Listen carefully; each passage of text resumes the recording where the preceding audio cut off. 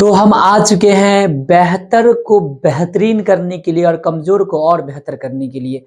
जी हाँ, हमारी जो फिनोमेना है, हमारी जो क्लास है, यूट्यूब की क्लास हमारी जो आ रही है आपका आरएससी क्लासेस पे हमारा साइंस का लेक्चर आ रहा है, क्लास 10th के लिए आ रहा है और मैं हूँ आपका अपना केमिस्ट्री यानी पूरे साइंस गुरु पंडित सर, है ना? और आज हम लोग बात करने वाले हैं जैव प्रक्रम के बारे में। जैसा कि आपने देखा होगा हमने आपको पहले ही जब हर एक चैप्टर के बारे में बता रहा था तो मैंने कहा था आपको इस बात पे मैंने जोर दिया था कि बाबू रे ये ध्यान रखिएगा जैव प्रक्रम में 4 प्रोसेस कम से कम होते हैं और 4 कौन-कौन होते हैं? तो 4 होते हैं हमारा कौन-कौन पोषण, श्वसन, परिवहन और उत्सर्जन। ये 4 को जानना बहुत होते हैं और भी सारे लेकिन 4 इम्पोर्टेंट होते हैं जो कि हमें अलग-अलग चैप्टर करके भारतीय उनको इंडिकेट करना होता है और एनसीईआरटी हमें जो है एक ही चैप्टर में सम्मिलित रूप से रख दिया है। पहला बात करेंगे हम लोग जैव प्रक्रम के बारे में, बायो प्रोसेस के बारे में बात करेंगे। तो बायो प्रोसेस किसे कहते हैं, इस पर हम लोग चर्चा करते हैं। तो देखिए वे सारी जैविक क्रियाएँ जो हमारे शरीर में होती है ना, इतनी जैविक क्रियाएँ हमारे शरीर के अंदर होगी, सभी के सभी जो है जैव प्रक्रम कहलाएगा। तो इसके लिए डेफिनेशन क्या लिखा गया है? डेफिनेशन बड़ी मक्खन और बड़ी आसान शब्द में लिखा गया है कि वे सारी क्रियाएँ जिनके द्वारा जीवों का अनुरक्षण होता है। क्या होता है? अनुरक्षण होता है ना? क्या कहलाता है बाबू रे?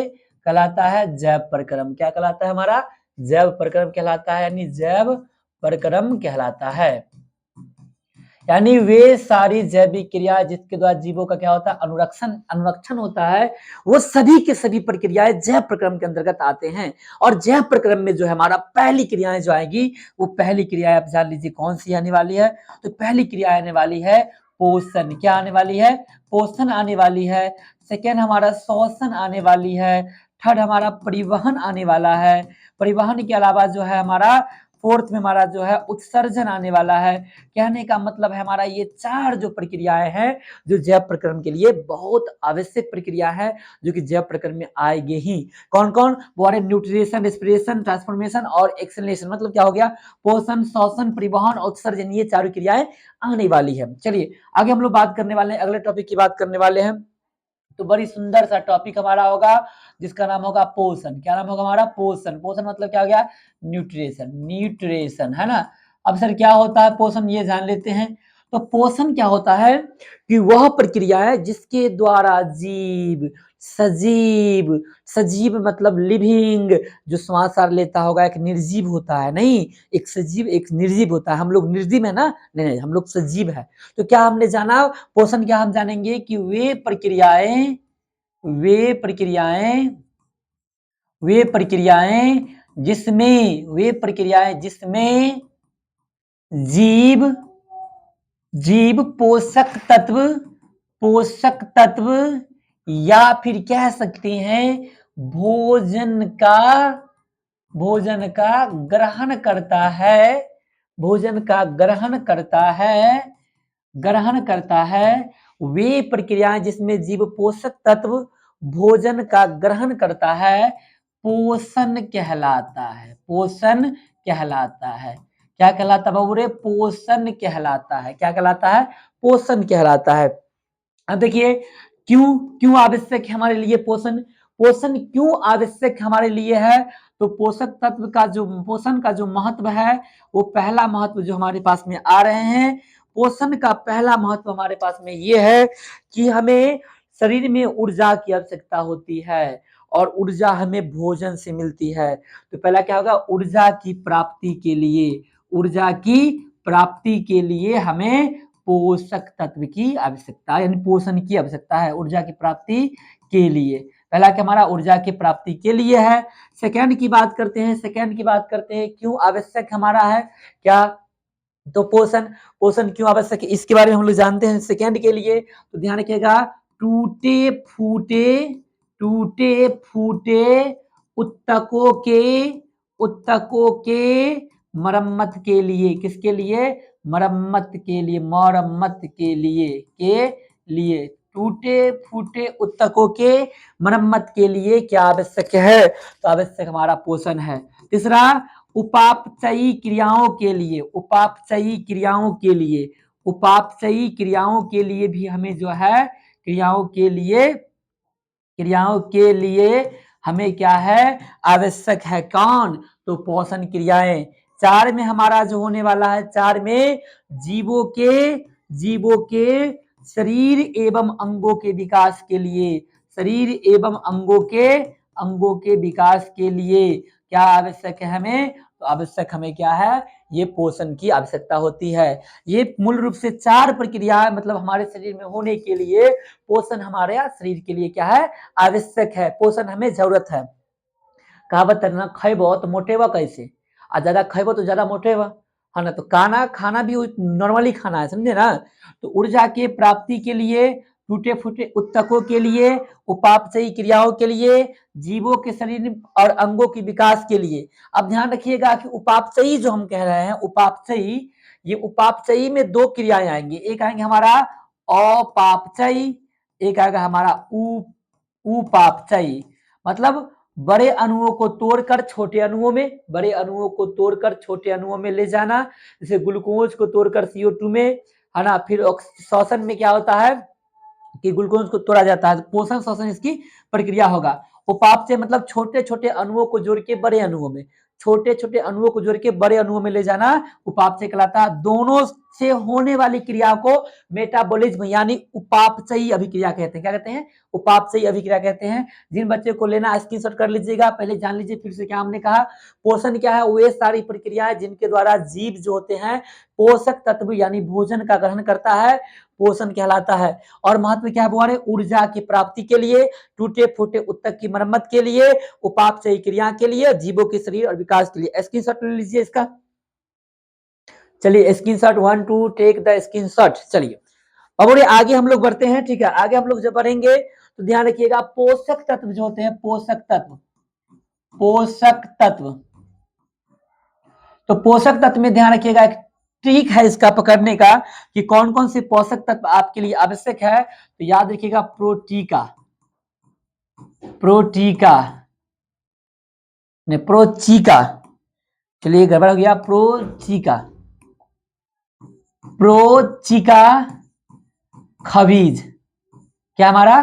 खबीज, यानी क्या है ट्रिक हमारा? प्रोचीका खबीज जो है हमारा ट्रिक हो गया पोषक तत्व करने के लिए। जहां पे पहला हमारा है प्रो का मतलब है ब्रो बिल्कुल नहीं है, प्रो है मतलब प्रोटीन। क्या हो गया हमारा? प्रोटीन। प्रोटीन से ऊर्जाएं मिलती है खासकर हमारे शरीर की वृद्धि और विकास के लिए। और प्रोटीन में ध्यान रखिए, सोयाबीन में प्रोटीन की मात्रा, दाल में प्रोटीन की मात्रा होती है, समझे ना। प्रोटीन क्या हो गया हमारा? चिकनाई। कौन हो गया हमारा? चिकनाई। चिकनाई मतलब हो गया, चिकनाई मतलब हो गया हमारा वसा। क्या हो गया हमारा? वसा या तेल।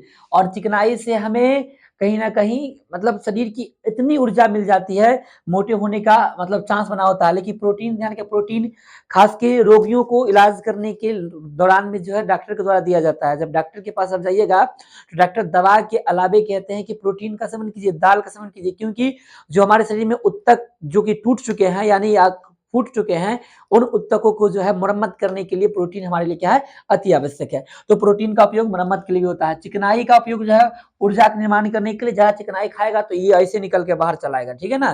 तो कहने मतलब चिकनाई पर कंट्रोल करना चाहिए। जो बच्चे व्यक्ति जो है बहुत खा लेते हैं, पी लेते हैं, उनको चिकनाई पे कंट्रोल करना चाहिए, ठीक है। इसके अलावा जो हम लोग बात करते हैं का मतलब कार्बोहाइड्रेट, का मतलब क्या हो गया हमारा? कार्बोहाइड्रेट हो गया। कार्बोहाइड्रेट भी ऊर्जा को निर्माण करने में सहायता होता है। और कार्बोहाइड्रेट जो होते हैं इसमें बात करते हैं ग्लूकोज, फ्रक्टोज, ये हो गया आलू, स्टार्च, ज्वार, बाजरा, मक्का, इस समय जो है चावल में क्या मिलता है हमें? कार्बोहाइड्रेट देखने को मिलता है। ख मतलब हो गया खनिज लवण। क्या हो गया हमारा? खनिज लवण। खनिज लवण हड्डियों की मजबूती के लिए आवश्यक है, दांतों की मजबूती के लिए। कैल्शियम की बात कर लेते हैं, कैल्शियम खनिज लवण का अंश है। तो कैल्शियम का काम जानते करते क्या होता है? हड्डियों मजबूत करना। फिर हमारा हो गया विटामिन। कौन सा हो गया हमारा? विटामिन। विटामिन में ध्यान रखना है कि विटामिन जो है हमारे शरीर में बीमारी से लड़ने के लिए, प्रतिरोधी तंत्र को विकास करने के लिए, प्रतिरोधी मतलब इम्यूनिटी सिस्टम को जो है मजबूत करने के लिए हमें विटामिन की आवश्यकता पड़ती है। और विटामिन जो होता है, विटामिन ये बहुत तरह का होता है, लेकिन ध्यान रखिए मूल रूप से जो है 2 इंपोर्टेंट है। पहला हमारा कौन है? वसा में घुलनशील होता है, एक वसा में घुलनशील होता है विटामिन, और एक क्या होता है हमारा जल में घुलनशील। क्या होता है? जल में घुलनशील। एक होता है वसा में और एक होता है जल में घुलनशील। दो विटामिन कौन कौन हमारा हो गया? एक वसा में घुलनशील, एक क्या हो गया हमारा जल में घुलनशील हो गया। वसा में घुलनशील जो विटामिन हमारा होता है, वसा में घुलनशील, उसमें आपको ये ध्यान रखना है कि इसमें डे का आता है। क्या आता है हमारा? डे का, DEKA, डे का। इसको हम लोग क्या बोलते हैं?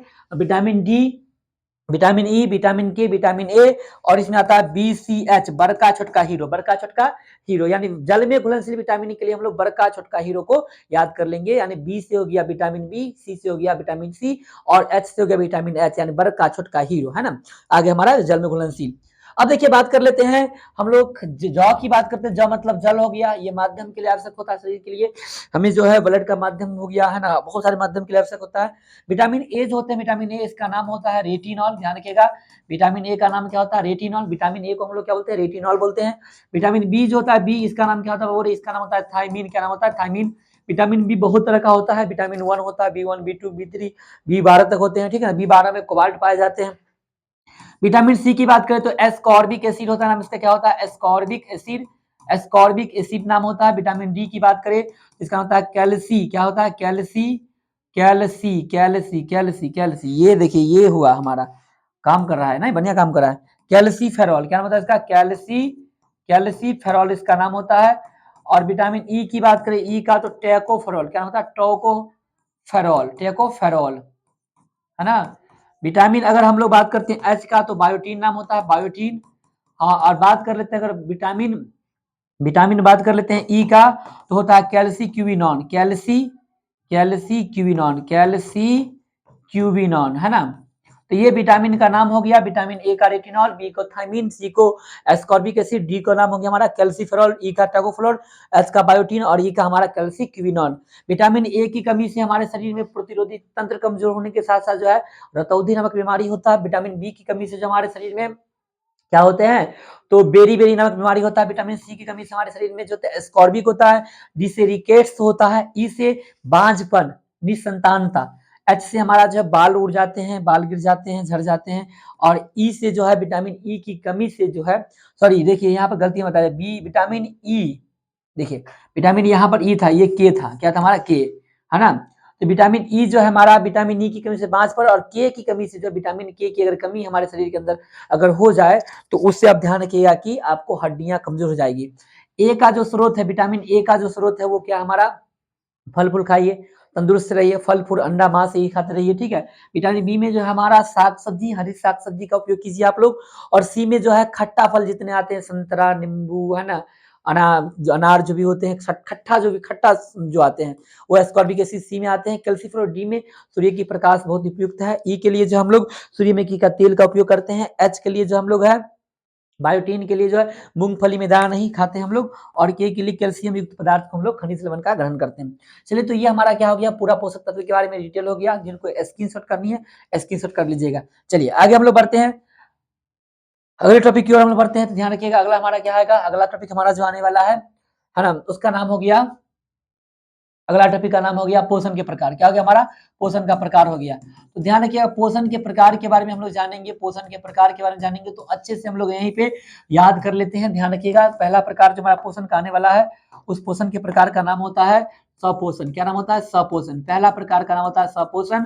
दूसरे प्रकार की हम लोग बात करने वाले, सेकेंड प्रकार की बात करने वाले हम लोग, तो उसका नाम होता है परपोषण। क्या नाम होता है? परपोषण। पहला सपोषण से क्या हमारा परपोषण होने वाला है ना, ऑटोट्रॉपिक और हेटरोट्रॉपिक। ध्यान रखिएगा ये दो शब्द से मिलकर बना है। परपोषण सपोषण दो शब्द से मिलकर बना है। एक का नाम होता है ऑटोट्रॉफिक और एक इसका नाम होता है हेटेरो। क्या नाम होता है? हेटेरोट्रॉपिक। क्या नाम होता है इसका? हेटेरोट्रॉपिक, है ना। दो कौन सा प्रकार हो गया हमारा? सपोषण और परपोषण। ध्यान रखिएगा सपोषण में ऑटो मतलब स्वयं या खुद से, स्वयं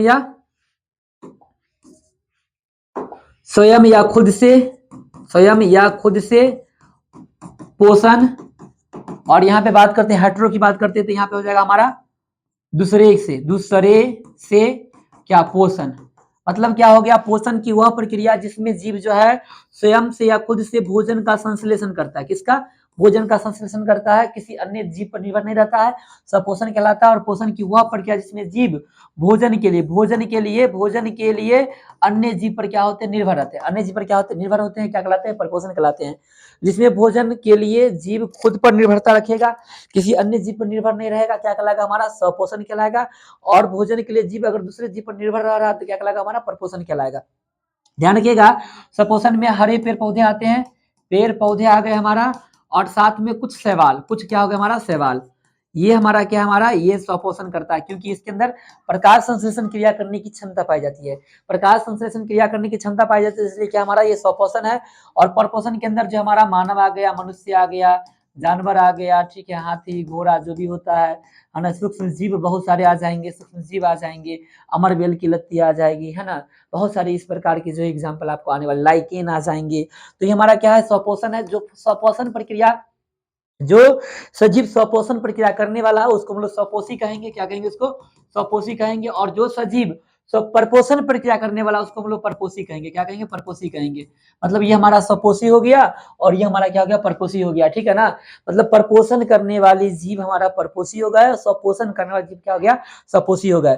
चलिए हम लोग एक बार और आप जान लीजिए, हमने क्या कहा, पोषण के दो ही प्रकार मुख्य रूप से होता है, एक स्वपोषण होता है, क्या होता है, परपोषण होता है।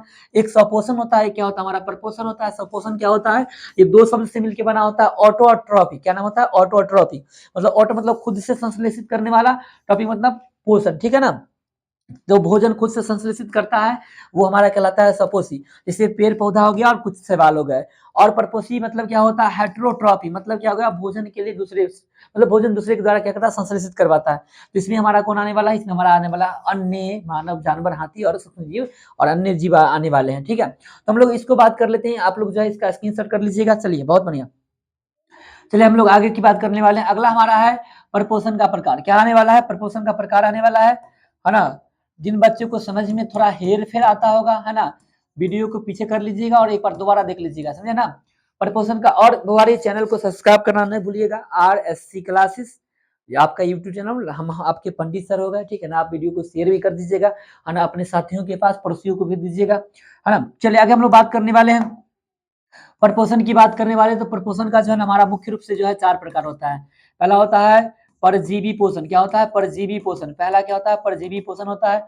सेकंड की बात करते हैं तो मृतजीवी पोषण। क्या होता है, मृतजीवी पोषण, है ना। कौन होने वाला है, सेकंड मृतजीवी पोषण होने वाला है। थर्ड की बात करते हैं, थर्ड की तो होने वाला है हमारा प्राणी सम। क्या होने वाला है, प्राणी सम, प्राणी संपोषी, है ना, पोषण। प्राणी संपोषी पोषण होने वाला है आपका मृतजीवी पोषण, मृतजीवी पोषण, है ना।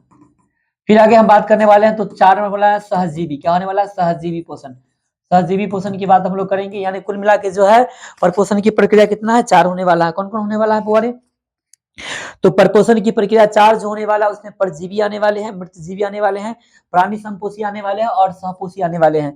देखिए सबके बारे में जान लीजिएगा। पहला हमारा जो है परजीवी, है ना, अस्थायी रूप से जो है, अस्थायी रूप से दूसरे जीव पर निर्भर रहकर, है ना, उसके शरीर के ऊपर रहकर, मतलब अस्थायी रूप से किसी अन्य जीव के या किसी अन्य सजीव के सर मतलब शरीर के ऊपर रहकर जो है भोजन का ग्रहण करता है, तो वो कहलाता है परजीवी। यानी क्या हो गया परजीवी में, कि अस्थायी रूप से जो है किसी अन्य मतलब सजीव के ऊपर जो है रहकर भोजन का क्या करता है, संश्लेषण करता है, परजीवी कहलाता है। और परजीवी जो हमारे पास में आने वाले हैं परजीवी, उसमें आपका अमर बेल बहुत इंपॉर्टेंट है। अमर बेल बुआ क्या होता है, बेल की लत्ती आप देखिएगा, बेल के ऊपर लत्ती आ जाते हैं, वो अमर बेल कहलाते हैं। तो अमर बेल होने वाले हैं। अमर बेल के अलावा जो हमारे पास में आने वाले हैं टैप वर्म। क्या आने वाले हैं, टैप वर्म जो हमारा जो है ये आने वाले हैं परजीवी के अंतर्गत। और साथ में ध्यान रखिएगा जोंक, और सॉरी ये टेप वर्मी जोंक होता है। जू बात करते हैं, जू, जू मतलब ढील बा, ढील बा, गांव में लड़की सब ढील हेरवाती है और खाई हो जाती होगी ना रे, तो हमारा जू आने वाला, कहाँ आने वाला है, अस्थाई आने वाला है। अब देखिए एक बात लेकिन शर्म की बात होती है कि देखिए गांव में अक्सर लड़कियों को ढील हो जाती है, ठीक है ना, लेकिन वो बोलेगी नहीं शर्म से, "ओह, क्या कहेगा कोई, है ना, कैसे कहेगा ना कहेगा।"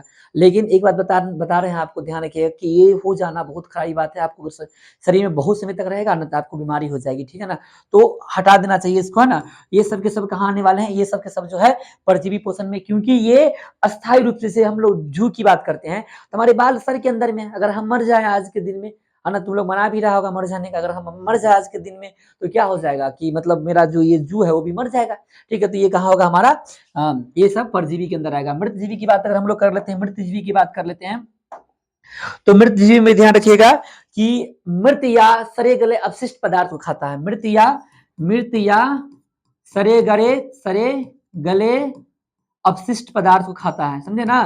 कचरा खाता है, कचरा खाने वाला, कचरा खाने वाला। अब सर कचरा खाने वाला होंगे तो कौन होंगे हमारा, जैसे हम बात कर लेते हैं अमीबा की बात कर लेते हैं, कवक की बात कर लेते हैं, ये सब के सब जो है अपशिष्ट चीज को खाता है। तो ये किसका एग्जाम्पल हो गया, मृतजीवी का। जो जीव परजीवी होते हैं, परजीवी पोषण करते हैं, उसको परजीवी पोषी कहा जाता है। जो लोग मृतजीवी पोषण करते हैं उसको मृतजीवी पोषी कहा जाता है, ठीक है ना।